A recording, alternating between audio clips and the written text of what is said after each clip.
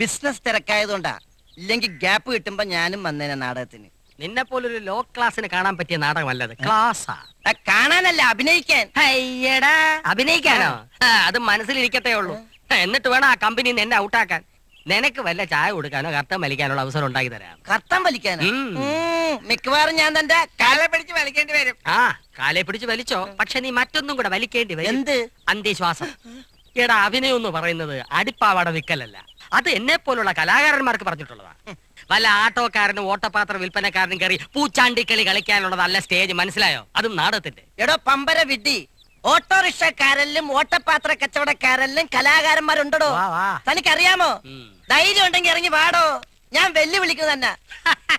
ഈ കാപ്പിൽ സമരം കഴിഞ്ഞ 2 പതിറ്റാണ്ട് കാലം നാടകരംഗത്ത് ഉറച്ചിരുന്ന എന്നെയോ വെല്ലുവിളിയോ? എടാ, മലപ്പുറം സ്കൂളിൽ 9ാം ക്ലാസ് വരെ ഒരേ ബെഞ്ചിൽ ഒരുമിച്ചിരുന്ന് പഠിച്ചവരാണ് ഞാനും ഷേക്സ്പിയറും. അതുപോലെ അറിയാത്ത പമ്പര വിഡ്ഢി.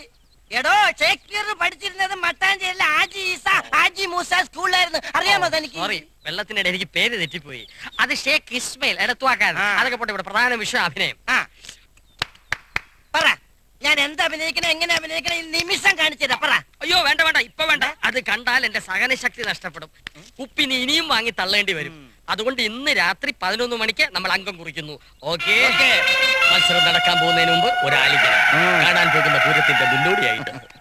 ഇത് ഏത് നാടകത്തിലെ ഡയലോഗാ? ഇപ്പൊ ഞാൻ അഭിനയിച്ചുകൊണ്ടിരിക്കുന്ന നാടകത്തിന്റെ. സൂക്ഷിക്കുക, തോന്നിയ വഴിയെ പോവുക.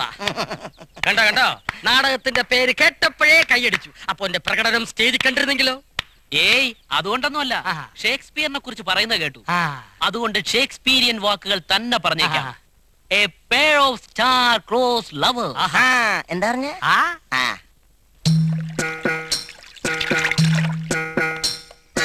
നേരെ ഒരുപാടായല്ലോ, ഉറക്കമൊന്നുമില്ലേ? കള്ളന്മാരുടെ ശല്യം കാരണം ഉറങ്ങാൻ കഴിയുന്നില്ല. ഇന്നലെ രാത്രിയിൽ ഇതുപോലൊരു കിണ്ടി പോയി.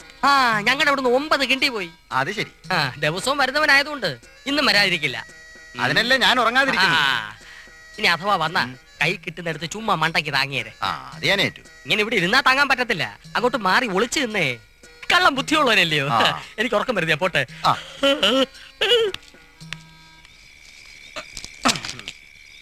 എന്താ സമരേട്ടാ, മണി 11 ആയില്ലേ? ഇല്ല, 1 സെക്കൻഡ് കൂടിയുണ്ട്. വെല്ലുവിളി 11 ആയി. എന്റെ അഭിനയ വെല്ലുവിളി ധൈര്യപൂർവ്വം സ്വീകരിച്ചവനല്ലേ താൻ? അപ്പുറത്തെ വീട്ടിലെ അപ്പൂപ്പന്റെ കിണ്ടിയുണ്ടോ? വളരെ പരിചയസമ്പന്നനായ ഒരു മോഷ്ടാവിന്റെ ചേഷ്ടകളോടുകൂടി അത് കൈക്കലാക്കി കൊണ്ടുവരൂ. ഒന്നും ഞാൻ പറഞ്ഞു തരില്ല, എല്ലാം താൻ തന്നെ ചെയ്തോണം. സമരേട്ടാ, ഈ അച്ചുവിന്റെ കളി കണ്ടോ?